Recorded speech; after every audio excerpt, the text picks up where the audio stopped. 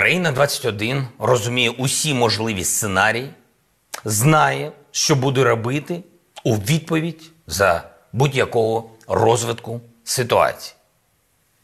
Ми не боїмось, бо у нас є неймовірна армія і неймовірні захисники. Чи готовий світ до вирішення складних задач?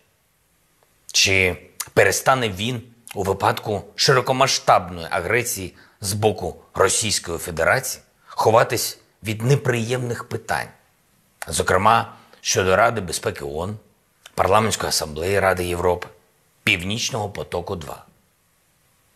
Нашим громадянам потрібні чіткі сигнали, що на 7-му році війни країна, яка цінує життя своїх людей, є щитом для Європи, отримає підтримку не просто як партнерів з трибун, а як гравців однієї команди, безпосередньо на полі, плече до плеча. Господин Путин, я готов пойти еще дальше и предложить вам встретиться в любой точке украинского Донбасса, где идет война.